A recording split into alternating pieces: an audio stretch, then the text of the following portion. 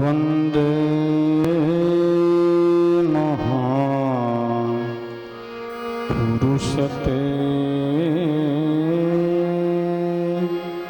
चरणारविंदम्।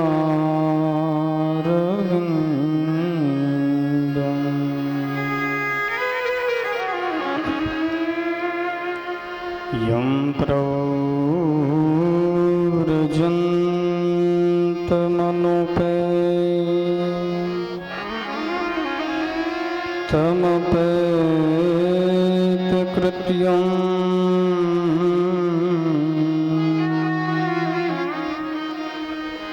द्वीपायनो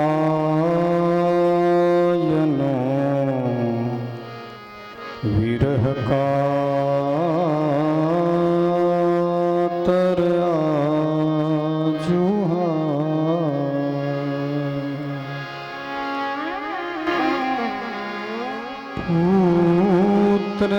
पुत्रेति तन्मयतया तरवो विनेदुः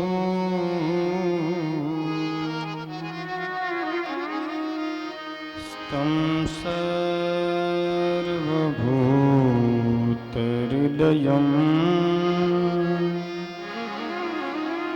मुनिमानतोऽस्मि।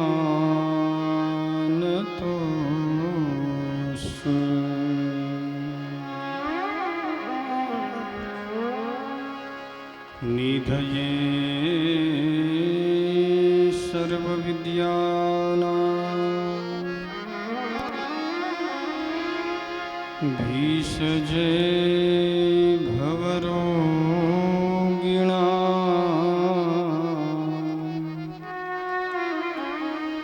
गुरुवे सर्वलोकानां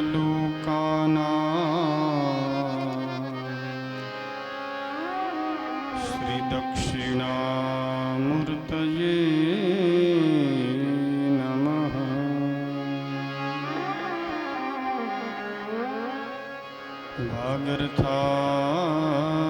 वागर्थाविव सम्पृक्तो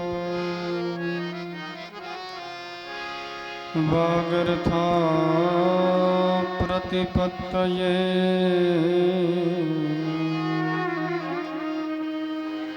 जगतः पितरो वन्दे पार्वती परमेश्वरो।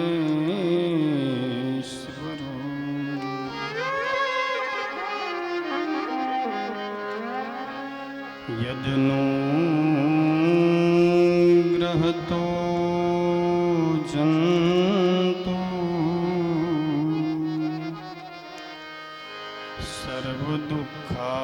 सर्वदुःखातिगो भवेत् तमहं सर्वदा वन्दे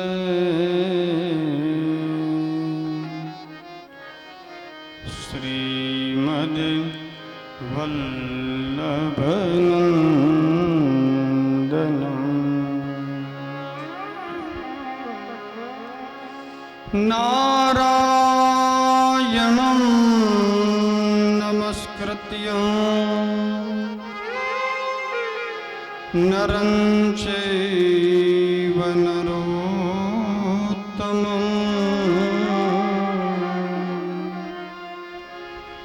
देवीं सरस्वतीं व्यासं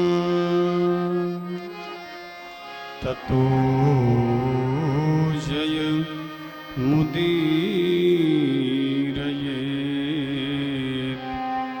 ततो जयमुदीरयेत्। बोलिए श्री बालकृष्ण भगवान की जय। श्री द्वारिकाधीश की जय। श्री भागवत भगवान की जय। श्री व्यास नारायण भगवान की जय। श्री सुखदेव जी भगवान की जय। श्री जलाराम बापा की जय। श्री वीरबाई मात की जय। संत श्री हरिराम बापा की जय। श्री सद्गुरुदेव भगवान की जय। श्री ज्ञानेश्वर भगवान की जय। सत्य सनातन धर्म की जय।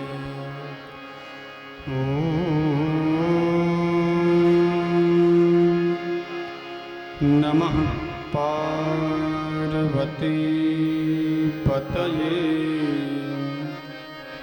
हर हर महादेव हर।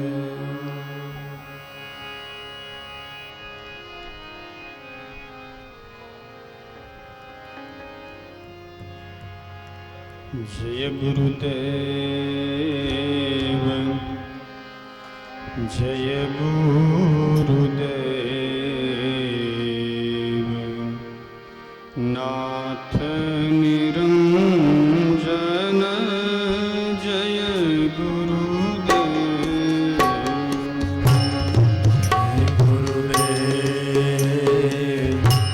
जय गुरुदेव नाथ निरंजन जय गुरुदेव। जय गुरुदेव जय गुरुदेव नमो निरंजन जय गुरुदेव। जय गुरुदेव जय गुरुदेव नाथ निरंजन जय गुरुदेव।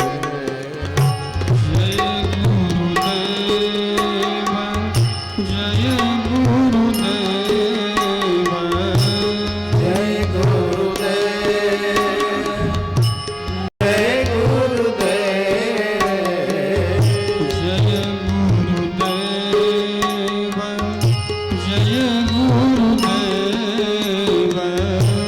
जय गुरुदेव जय गुरुदेव। दक्षिणामूर्ति जय गुरुदेव। दक्षिणामूर्ति जय गुरुदेव। नाथ कृपालु जय गुरुदेव। नाथ कृपालु जय गुरुदेव। जय गुरुदेव जय गुरुदेव नमो निरंजन जय गुरुदेव। जय गुरुदेव जय गुरुदेव नमो निरंजन जय गुरुदेव। जय गुरुदेव जय गुरुदेव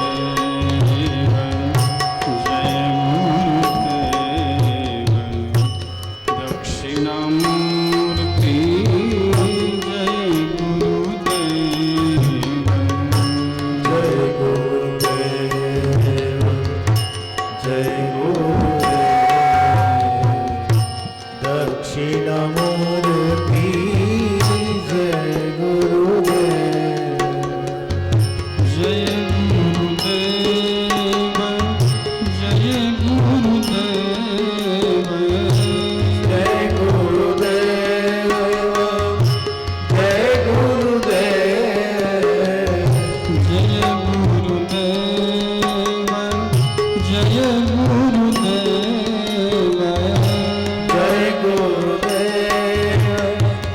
जय गुरुदेव विलेखा निवासी विलखा निवासी जय गुरुदेव मुरलीधर निवासी मुरलीधर निवासी जय गुरुदेव रतन उदारक जय अनमोदार जय गुरुदेव अलख निरंजन जय अलख निरंजन जय गुरुदेव नाथ कृपालु जय गुरुदेव नाथ कृपालो जय गुरुदेव दक्षिणामूर्ति जय गुरुदेव दक्षिणामूर्ति जय गुरुदेव अतन उदारक जय गुरुदेव अधमोदार जय गुरुदेव नाथ निरंजन जय गुरुदेव नाथ निरंजन जय गुरुदेव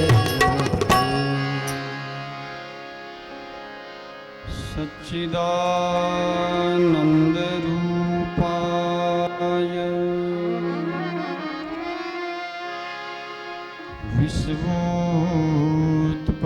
विश्वोत्पत्त्यादि हेतवे तापत्रय विनाशाय श्री कृष्णाय वयं नमः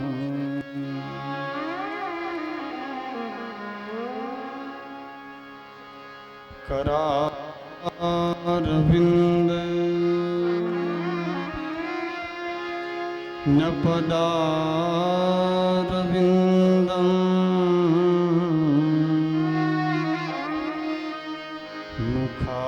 मुखारविन्दे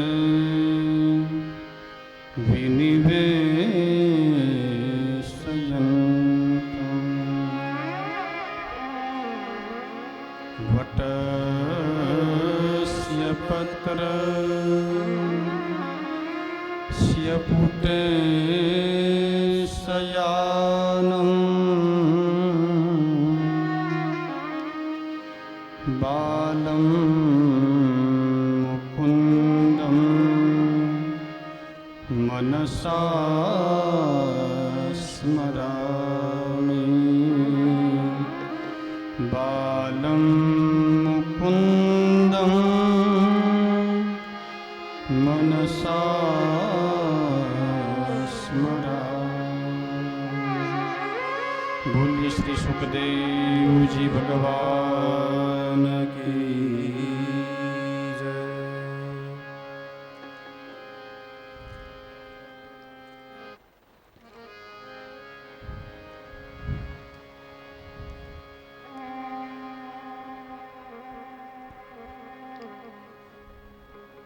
परम कृपालु परमात्मा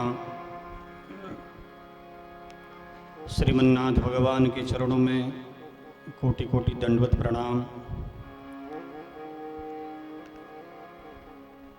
भगवान रुक्मिणी के साथ भगवान विठ्ठलनाथ पंढरीनाथ को चरणों में कोटि कोटि प्रणाम। इस अवसर पर पूजित सभी देवी देवताओं के चरणों में प्रणाम। विप्रवृंद, संगीत वृंद एवं आप सभी के हृदय में विराजमान वो परम तत्व परमात्मा बाल कृष्ण के चरणों में मेरा आदर सहित दंडवत प्रणाम।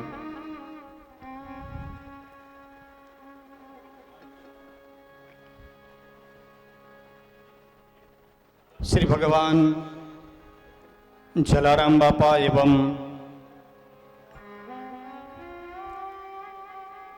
सभी देवताओं की कृपा से आज कैलाश निवासी सरस्वती बाई पीसे एवं श्री जगन्नाथ गणपतराव पीसे के जन्म शताब्दी वर्ष उपलक्ष्य में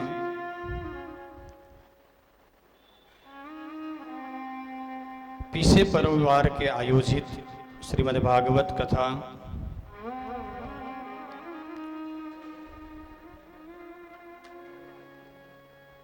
भगवान की जब कृपा होती है ना, तब हमारे जीवन में एक दीप प्रागट्य होता है।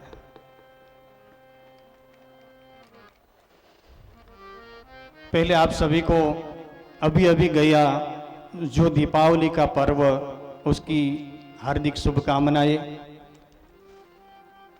और उसी के साथ हमारा गुजराती में नया साल भी शुरू हो गया, तो उसकी भी बहुत बहुत बधाई।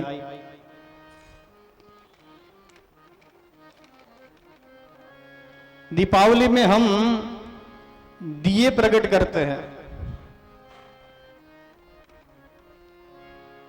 लेकिन वो दिए बाहर प्रकट करते हैं, हमारी घर में जो रोशनी फैलाए, हमारे घर को प्रकाशमय बनाए, इसलिए हम एक दीप का प्रागट्य करते हैं। वो हमारे घर को तो सुशोभित कर देता है, हमारे मकान को, हमारी हवेली को तो प्रकाशमय कर देता है, लेकिन हमारे अंदर भी एक दीप है, वो भी एक ज्योति है। और उस ज्योति को प्रकाशमय करने के लिए हम सबको चाहिए कि ऐसे कोई गुरु मिल जाए और गुरु के द्वारा हमारे जिंदगी में भी, हमारे जीवन में भी एक दीप प्रागट्य हो जाए। वैसे तो सभी के हृदय में दीप है ही, लेकिन वो दीप के बीच में एक पर्दा लग जाता है।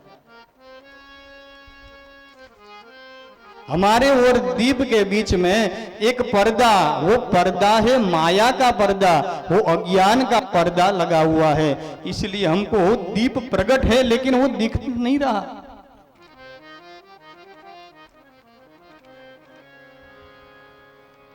लेकिन वो दीप को प्रकट करने के लिए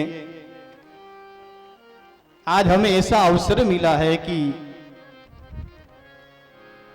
पीसे परिवार ने हमारे ऊपर आज ऐसी कृपा बरसाई है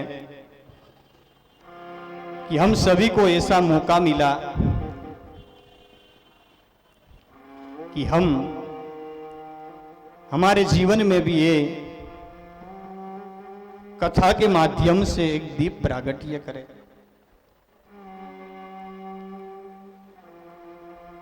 जीवन में कथा क्यों सुनना चाहिए भैया?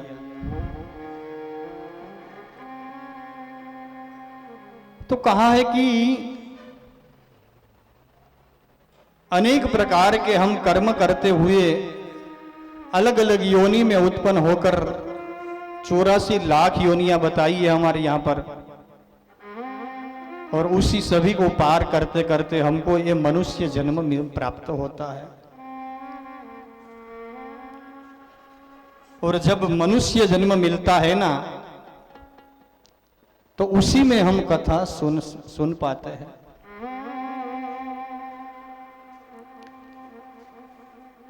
कथा सुनने का मौका मिले, वो भी बहुत बड़ा अवसर है हमारे लिए।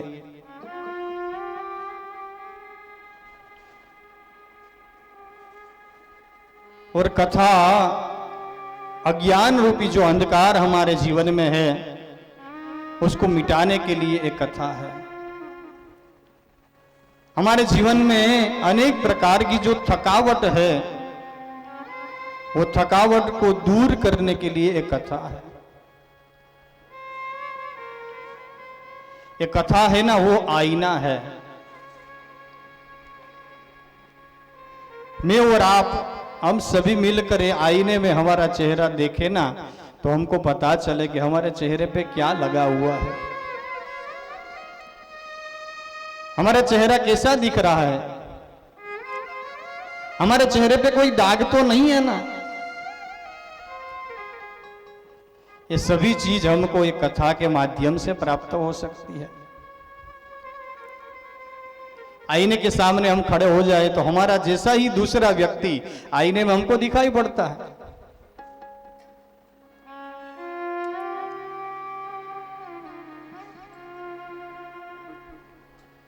और एक बार हमने देख लिया अपना मुंह और उसमें कुछ भी है तो हम तुरंत उसको ठीक कर लेते हैं ना। वैसे ही ये भगवान का स्वरूप है, वांग्मयी स्वरूप है। शास्त्र में कहा है कि एकम एवं अद्वितीयम ब्रह्म, ब्रह्म एक ही होता है, दूजा ब्रह्म नहीं होता कभी।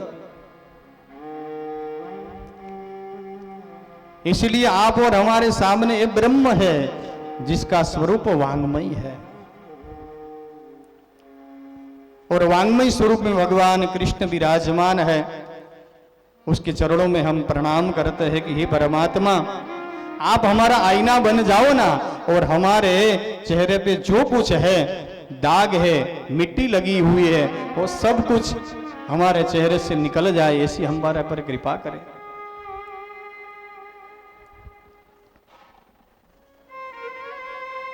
परमात्मा कृष्ण जब वृंदावन में जब रास लीला करते हैं ना, तो कोई और के साथ रास लीला नहीं कर रहे हो।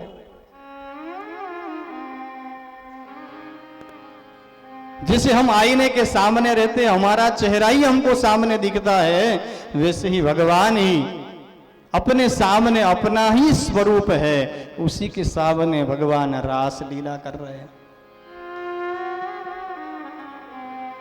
और कोई गोपियां नहीं है वहां, और कोई ग्वाला नहीं है, सिर्फ परमात्मा का ही स्वरूप है। और ये मैं नहीं कह रहा, ये भागवत कर रहा हमारा भगवान सुखदेव जी। श्रीमद् भागवत की जो श्रेष्ठ कथा, टोच की कथा जिसको बताया गया है, वो है रास पंचाध्याय। और रास पंचाध्याय में गोपी गीत के बाद में जब भगवान रास करते हैं ना, तब परीक्षित महाराज ने कहा कि महाराज, ये इसको भगवान कैसे कहे, वो तो सबके साथ रास लीला कर रहे, दूसरी गोपियों के साथ खेल रहे, उसको हम भगवान कैसे कहे। तब सुखदेव जी भगवान ने कहा, हे परीक्षित सुन, वो कोई दूसरे व्यक्ति नहीं है। रे में रमेशो व्रज सुंदरीर्भेर यथार्पकस्व प्रतिबिंब विभ्रमः। रे में रमेशो व्रज सुंदरीर्भेर प्रतिबिंब विभ्रमः, उसके सामने उसी का प्रतिबिंब है सामने, और कोई नहीं है, सिर्फ कृष्ण है।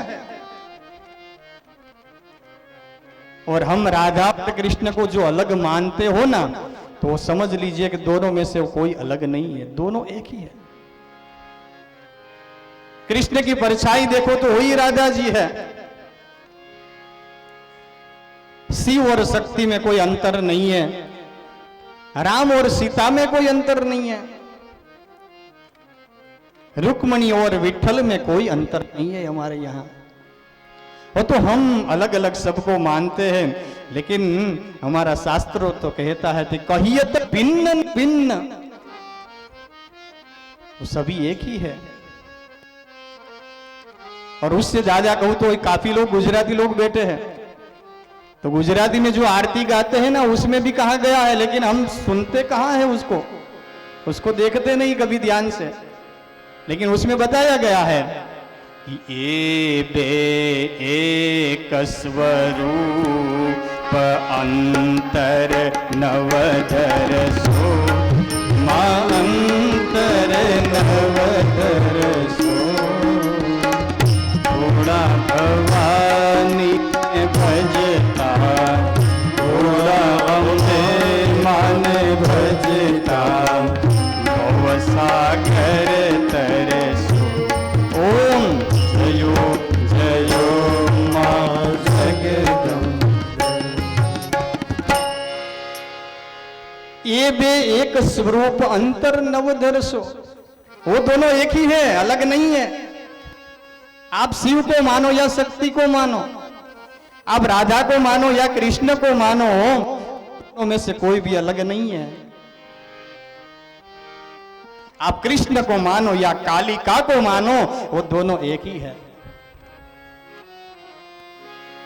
दोनों में कोई भी अंतर नहीं है। आप कहोगे कृष्ण और कालिका दोनों एक कैसे हुए? तो हमारे शास्त्र में कहा गया है कि ये कथा है ना, वो काली का स्वरूप है। राम कथा कालिका कराला, राम कथा कालिका करा। तो ये राम और कृष्ण दोनों अलग नहीं है, तो राम और कालिका भी अलग नहीं है, कृष्ण और कालिका भी अलग नहीं है। जिसको आप और मैं देवी मानते हैं, वो देवी हमारे शरीर में है। राम और कृष्ण हमारे शरीर में है, जो हमारे शरीर में हो पूरे ब्रह्मांड में है, और पूरे ब्रह्मांड में है वो हमारे शरीर में है। इसीलिए कहा जाता है पिंडे सुब्रह्मांड।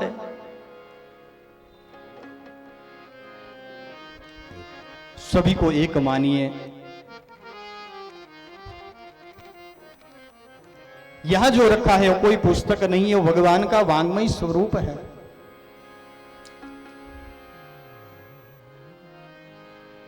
वो कोई दूजा है ही नहीं। और ये भागवत के महात्म्य में आगे जाकर आता है, जब भगवान कृष्ण स्वधाम जाने की तैयारी कर रहे थे और तभी उद्धव जी उनके पास आए, और उद्धव जी ने आकर कहा कि प्रभु आप हमको छोड़कर चले जाओगे तो हम किसके आधार पर रहेंगे, हमारा जीवन कैसे व्यतीत कर पाएंगे? प्रभु आप हमें छोड़कर मत जाइए, मत जाइए। तभी भगवान ने कहा कि उद्धव, कभी कोई किसी के साथ आता नहीं है और कोई किसी के साथ जाता नहीं है। हम अकेले आए, अकेला ही हमको जाना है। यहां किसी का साथ नहीं चलता भैया। तो कहा प्रभु आप नहीं रहेंगे तो हम फिर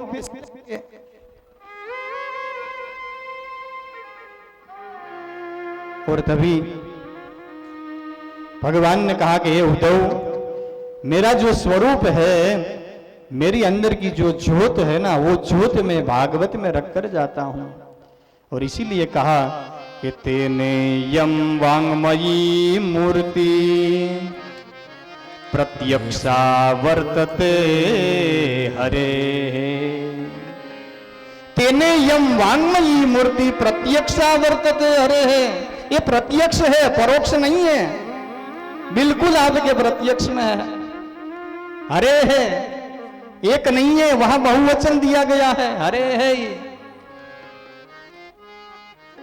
आप जिसको मानते हो वो है ये। आप जिसको कृष्ण मानते हो तो ये कृष्ण है, आप इनको राम मानते हो तो ये राम है,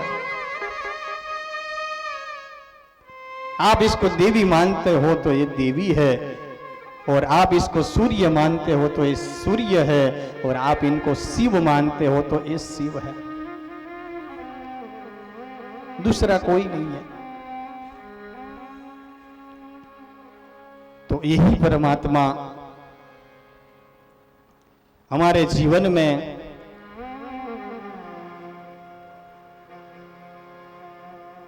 कथा के माध्यम से दीप का प्रागट्य हो जाए।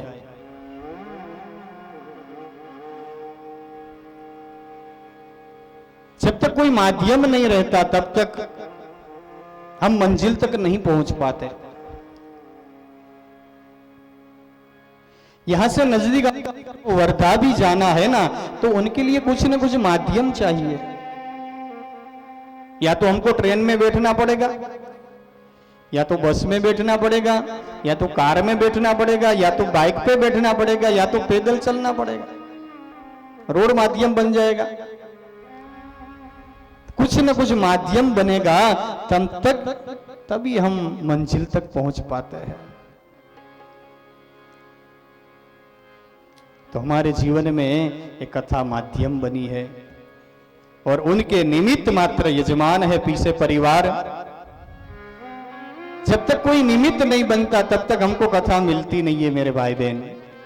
उतना सुन लीजिए, जब तक परीक्षित माध्यम नहीं बना तब तक सुखदेव जी भगवान ने तो पहले से भागवत पढ़ा हुआ था, लेकिन तब तक कथा नहीं सुनाई किसी को।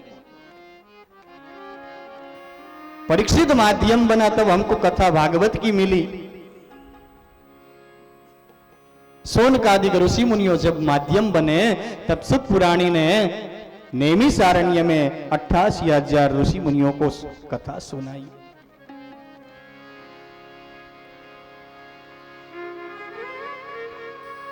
और जब अर्जुन निमित्त बनाना तब आप और हमको गीता जी मिली।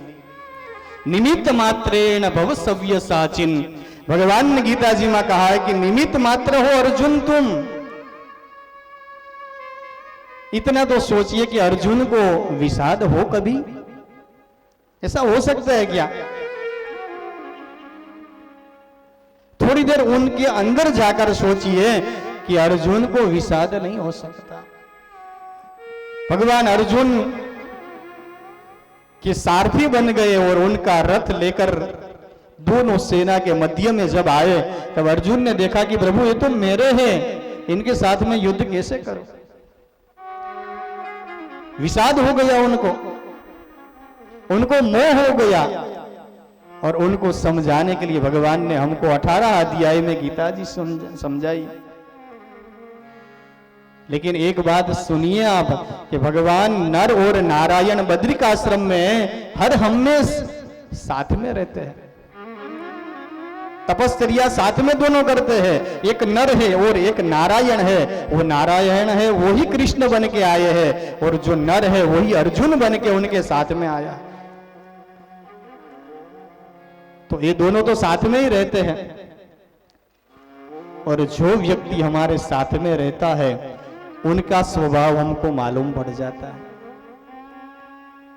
हमारे घर में कौन सी स्विच, कौन सी लाइट की है, कौन से पंखे की है, वो सब हमको मालूम रहता है। बाहर से कोई आए तो उसको मालूम नहीं रहता, लेकिन हमको तो मालूम रहता है ना। तो जिसके साथ जो रहता है उनका परिचय उनको कराना पड़े, ऐसा कभी हो सकता है क्या? कभी नहीं हो सकता। भगवान ने कह दिया कि निमित्त मात्रेण भव सव्य साचिन।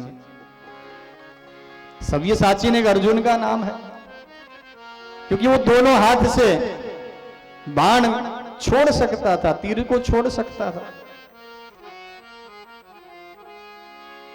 तो कोई ना कोई निमित्त बनता है। तो परमात्मा ने आज हमारे लिए भी ये परिवार को निमित्त बनाकर हमको एक कथा सुनने का मौका दिया है। और सुनने से क्या होता है भैया? तो हमारी दुर्गा सप्तशती कहती है, श्रुतम हरति पापानि तथा आरोग्यम प्रयच्छति। श्रुतम हरति पापानि, सुनने से पाप का नाश होता है। लेकिन सिर्फ सुनने से होता है क्या? समझिए थोड़ा कि सिर्फ सुनने से नहीं होता। काफी बार हम सुनने से एकदम आनंदित हो जाते हैं और कभी सुनने से हम एकदम नाराज भी हो जाते हैं। ये दोनों बातें हैं। कभी हम सुनने से इतने आनंदित हो जाते हैं और जिसको मिलते हैं ना उनको बताते आज तो बड़ा आनंद आ गया, इतना आनंद आ गया कि आपके सामने क्या बताऊं मैं, इतना आनंद आ गया। और कभी कभार हम इतने नाराज होकर बैठ जाते हैं और हमको कोई पूछेगा कि क्या हुआ आपको,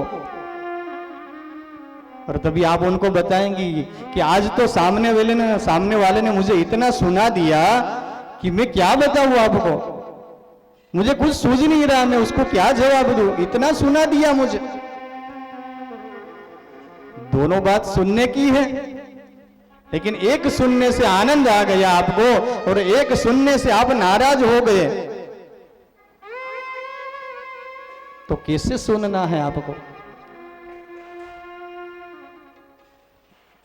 एक कथा तो धुंधुकारी ने भी सुनी और उनके गांव में जितने लोग थे उन सब लोगों ने सुनी, लेकिन विमान तो सिर्फ धुंधुकारी के लिए आया, बाकी किसी के लिए नहीं आया। तब गांव वालों ने पूछा कि महाराज ये क्या है गोकर्ण महाराज, कथा तो हमने भी सुनी है। तब उसमें जो पार्षद थे उन्होंने कहा कि महाराज आपने सुनी तो है, ये धुंधुकारी 24 घंटों यहां पर रहता था, वो सुनता रहता था और जब कथा विराम लेती थी ना तब वो अपने मंदिर में मन में उसका मनन करता था, उसका चिंतन करता था। माता ये घर पे हमारे अंकल दूध वाले हैं ना, तो दूध की बात हमको ज्यादा याद आ जाती है। दूध में से हम ऊपर से मलाई निकाल लेते हैं और मलाई को रख कर कोई डायरेक्ट उसका घी बनाता है और कोई उसका मक्खन बनाने के लिए उसमें थोड़ी छाछ डाल देता है, और छाछ डालने के बाद तुरंत वो मक्खन नहीं बन जाता, उसको घुमाना पड़ता है, मंथन करना पड़ता है। तो जो कुछ हम सुनते हैं ना उनका मंथन करने से हमको अंदर से आनंद आ जाता है, और अंदर से एक बार आनंद आ गया तो आनंद कहीं जाने वाला नहीं है।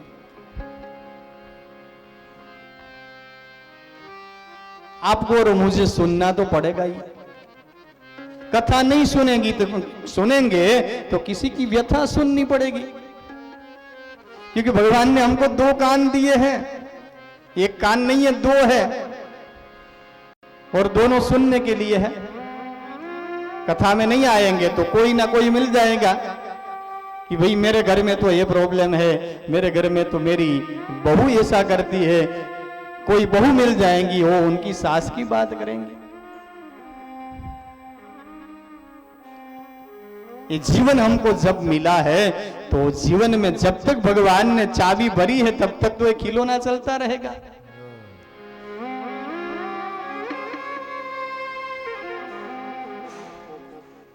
हम एक खिलौना है,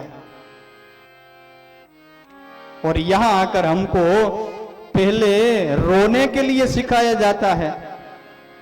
छोटा बच्चा जब जन्म लेता है ना तो जब तक वो रोता नहीं ना तो डॉक्टर भी उसको चिमटा भरते हैं, उसको रुलाया जाता है जबरदस्ती।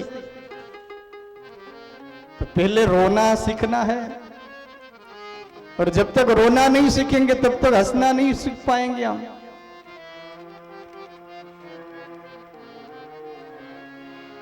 हमारा जीवन वो ही है, रोते रोते हंसना सीखो और हंसते हंसते रोना। जितनी चाबी भरी राम ने ये उतना चलेगा ये खिलौना, और जैसे ये चाबी खत्म हो गई और राम नाम सत्य हो जाएगा। तो जब तक चाबी भरी है तब तक उसका इस्तेमाल कर लेना।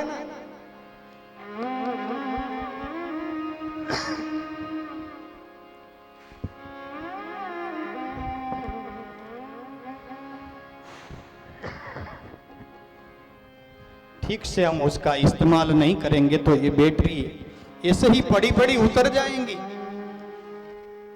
तो हमको क्या करना है,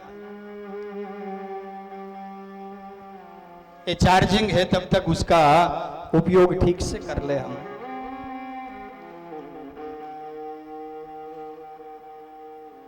कई लोगों का हम परिचय करते हैं, लेकिन जब तक हम हमारा खुद का परिचय नहीं करते तब तक हम जीव है। ध्यान से सुनिएगा, जब तक सब लोगों का परिचय हम करते हैं ना तब तक हम जीव है, और हमको जीव नहीं बने रहना, हमको शिव बनना है। आप और हम जब हमारा खुद का परिचय कर लेंगे, हमको मालूम पड़ जाएगा कि हम कौन है, तब आप और हम शिव बन जाएंगे।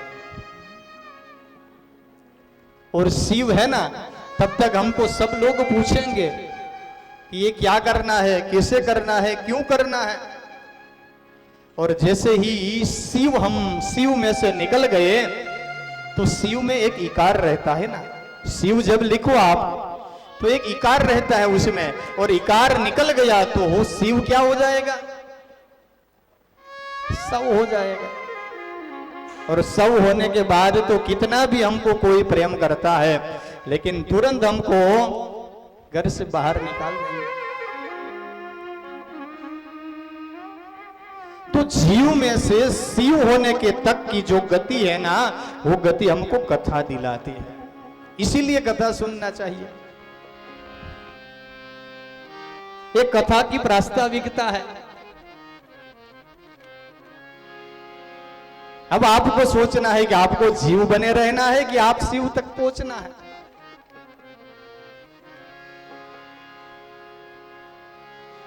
और एक बार हम शिव बन गए तो शिवश्च हृदयम विष्णु, विष्णुश्च हृदयम शिव। शिव के हृदय में भगवान विष्णु है, आप कृष्ण मानो उनको, और उन्हीं के हृदय में भगवान शिव है। ये दोनों एक ही है, अलग नहीं है।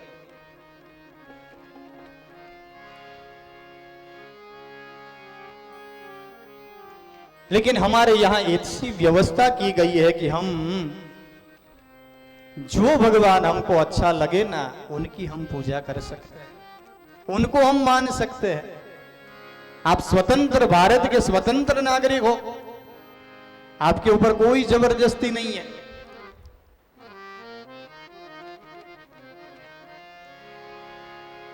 आपकी जिसमें रुचि पड़े आप उसकी पूजा कीजिए, उसका ध्यान धरिए, उसके चरणों में आप नतमस्तक हो जाइए।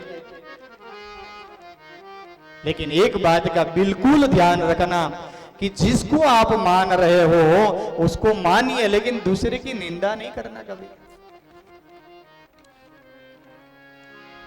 दूसरे की निंदा कर दी तो आपने उनकी निंदा नहीं की, आप जिसको मानते हो उसी की निंदा हो जाएगी।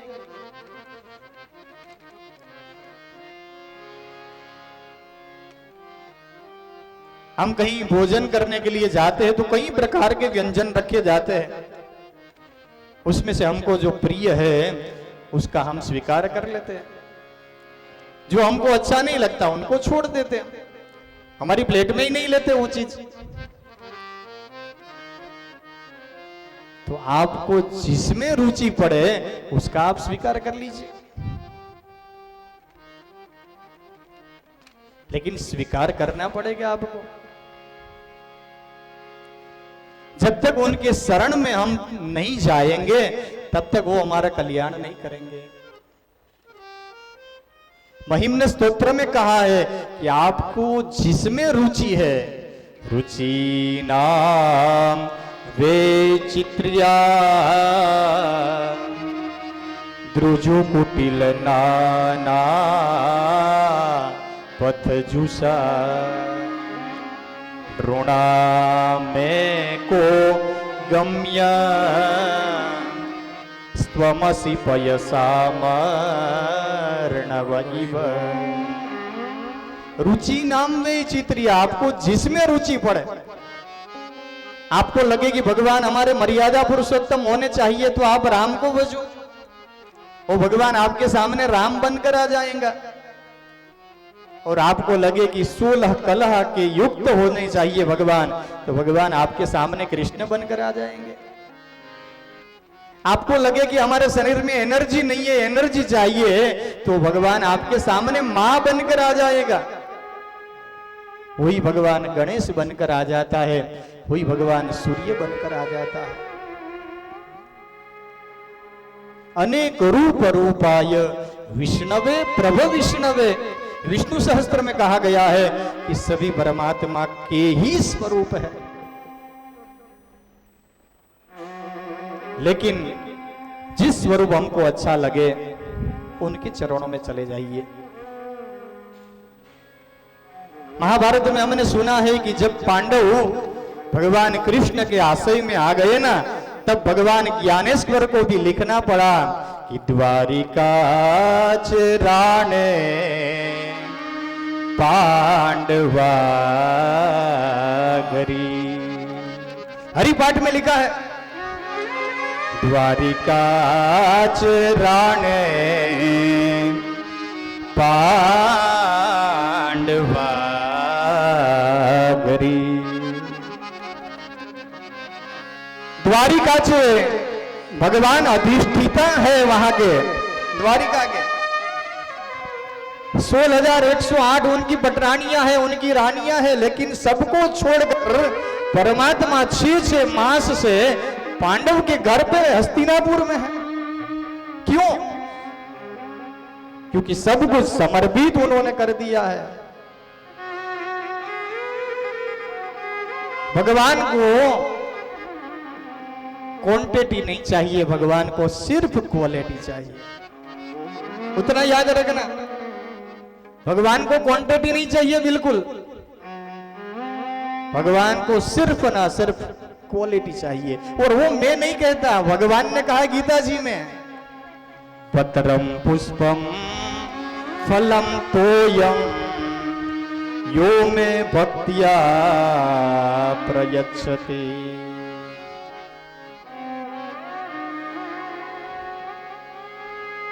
भगवान को सिर्फ पत्र पुष्प फल या जल कुछ भी अर्पण कर दो, लेकिन उसमें आपका भाव होना चाहिए। पांडव ने भगवान को भोजन नहीं करवाते थे, लेकिन भगवान पांडवों को भोजन करवाते थे। राजसु यज्ञ में भगवान ने सबकी झूठी पतरावड़ी पत्तल उठाए भगवान ने। क्यों? क्योंकि उन्होंने सब कुछ समर्पित परमात्मा के चरणों में कर दिया, इसलिए भगवान। और ऐसे पुण्य की गणना कौन कर सकता है? पुण्याची गणना कौन करी? ऐसे पुण्य की गणना कौन कर सकता है भैया? इसीलिए भगवान, हम भगवान के चरणों में एक बार चले जाए ना, तो किसी को कुछ भी पूछने की आवश्यकता नहीं पड़ती। लेकिन हमको तो खुद पे भी भरोसा नहीं है कि हम क्या कर सकते हैं, इसलिए सबको पूछते रहते कि क्या करना है, क्या करना है, क्या करना है। लेकिन एक बार उसके चरणों में तो झुक जाओ,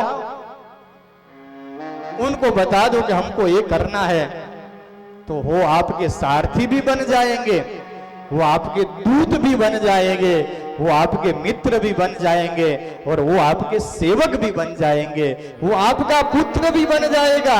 वो है ए ब्रह्म।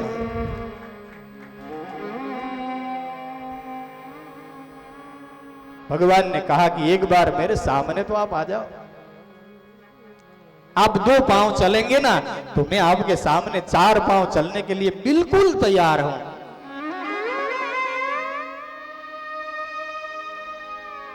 एक बार आप तैयारी तो करो।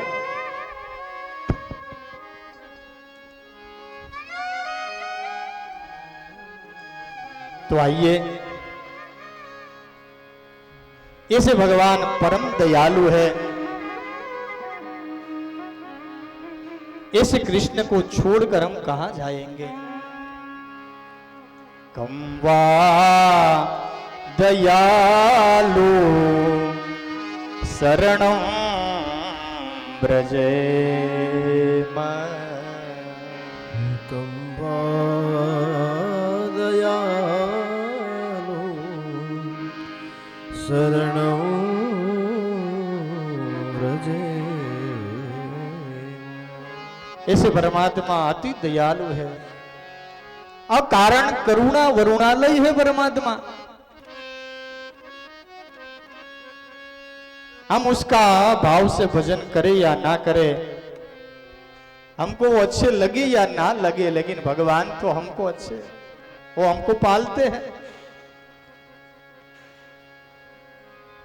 गुजराती में कहा गया है कि भगवान तमने भावे के न भावे, पर भगवान जरूर तमने निभावे। तो आप और हम सबका जो पालन करने वाले भगवान है, आइए उनकी कथा में प्रवेश करते हैं। प्रवेश करने से पहले भगवान भागवत में भगवान का महत्व नहीं बताया गया, लेकिन स्कंद पुराण में भगवान का महात्म्य बताया गया है। पहले 6 अध्याय में स्कंद पुराण बताता है कि भगवान क्या है, भगवान क्यों है, भगवान क्यों भजना चाहिए, उनकी कथा क्यों सुनना चाहिए।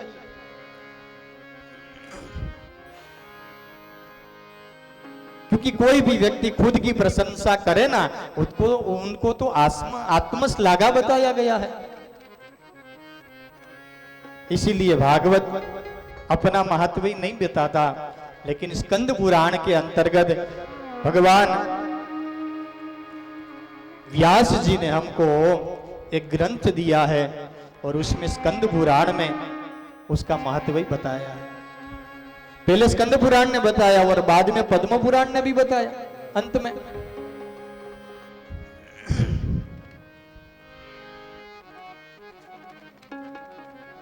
लेकिन महात्म्य हमको कब समझ में आएगा? बोले हमने तो कभी भगवान को देखा ही नहीं, तो भगवान को कैसे समझ पाएंगे हम? स्कंद पुराण ने कहा कि आओ मैं आपको भगवान के स्वरूप का परिचय करवाता हूं। पहले आप परिचय कर लो, आपको अच्छे लगे तो बाद में प्रेम कर सकते आप, पहले परिचय तो कर लो पहले। और इसीलिए स्कंद पुराण के अंतर्गत भगवान व्यास ने हमको ये भागवत में प्रवेश करने के लिए इनका द्वार बता दिया।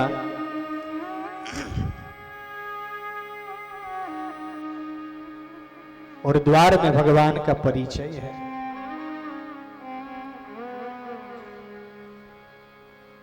हमारी कोई ताकत नहीं कि हम कुछ भी बोल पाए, ये हमारे कोई खुद के शब्द भी नहीं है कि हम कुछ उस शब्द का प्रयोग करके आपके सामने बोल पाए। पूरे विश्व में जो कुछ बोला गया है, जो कुछ गाया गया है, वो पूरा भगवान व्यास का है।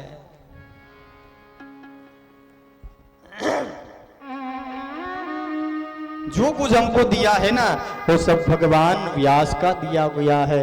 इसलिए कहा है कि व्यासो शिष्टम जगत सर्वम, पूरा जगत है, पूरा विश्व है, भगवान व्यास का झूठा है, ऐसा शास्त्र में लिखा गया है। तो भगवान व्यास की लेखनी जब तक हम नहीं देखेंगे, तब तक हमको भगवान का परिचय नहीं होने वाला। तो भगवान का परिचय कराने के लिए भगवान व्यास हमको भगवान का स्वरूप दिखाते हैं। किसी कन्या का विवाह करना है ना, तो पहले कहेंगे कि हमको उसका फोटो दिखाओ, हमको वर अच्छा लगेगा तो फिर हम आगे बात करेंगे। तो जो बीच वाले कोई रहते हैं ना, उनको वो उनका फोटो दिखाते, उनको देखो ये फोटो है, उनकी डिटेल है, आप देख लीजिए, आपको अच्छा लगे तो बात आगे बढ़ाएंगे। तो इसी तरह भगवान व्यास ने पहले हमको उनका स्वरूप बताया है। भगवान कैसे हैं? व्यास जी हमको कहते हैं कि सच्चिदानंद रूपाय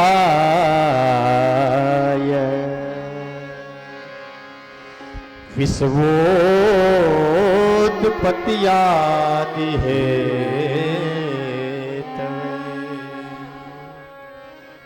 तापत्रय विनाशाय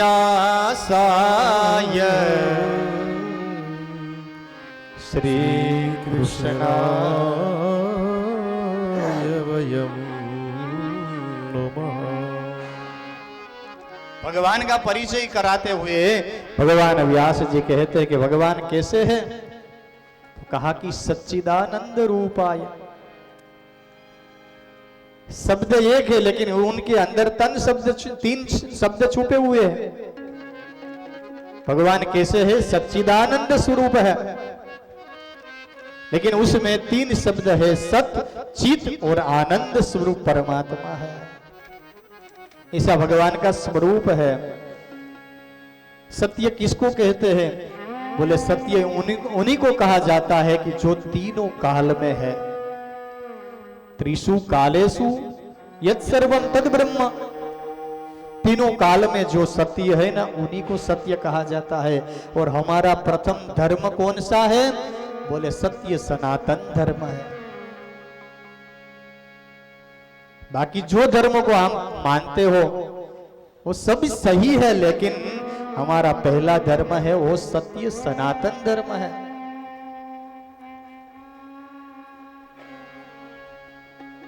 जो भूतकाल में भी था, वर्तमान में भी है और भविष्य में भी जो रहेगा उन्हीं को सत्य कहा जाता है।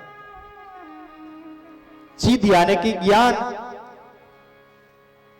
तो भगवान ज्ञानमय स्वरूप भी है और परमात्मा आनंदमय स्वरूप भी है। तो इसे पहले स्वरूप बताया, तो बोले स्वरूप तो ठीक है लेकिन ये करते क्या है। कुछ करते भी है कि घर पे बैठे रहते हैं। उनके साथ हमारी कन्या का विवाह करना है, हमको शादी करना है, सिर्फ अच्छा दिखने से हम थोड़े हमारी कन्या दे देंगे उनको। क्या करते हैं वो, तब कहा कि विश्वोत्पत्त्यादि है तब। वो ऐसे बैठे नहीं रहते हैं, विश्व की उत्पत्ति करते हैं, उनका पालन भी करते हैं, और जब चाबी खत्म हो जाएगी तो उसके अंदर सब संभाल लेते हैं। वो उत्पत्ति स्थिति और लय तीनों काम वो अकेले परमात्मा करते हैं, उनको किसी की जरूरत नहीं पड़ती। हमको कुछ भी काम करना रहता है ना, तो किसी की मदद लेना पड़ता है, हेल्प लेना पड़ता है कि भैया हमारा इतना काम आप कर दोगे क्या। लेकिन ये तो परमात्मा है। जब सृष्टि बनाते हैं तो भी अकेले बनाते हैं, और उसका लय करते हैं तो भी अकेले करते हैं। देवताओं ने भगवान की प्रार्थना की, तब कहा है ये जे ही सृष्टि बनाई त्रिविध उपाय, संग सहाय न दूजा। जब सृष्टि की उत्पत्ति करते हैं तब संग में कोई दूजा नहीं है, अकेले ही उत्पत्ति करते हैं। ऐसे परमात्मा है जो विश्व की उत्पत्ति पालन और लय करने में समर्थ है। घर पे बैठे नहीं रहते, वो काम करते रहते हैं। हमको लगता है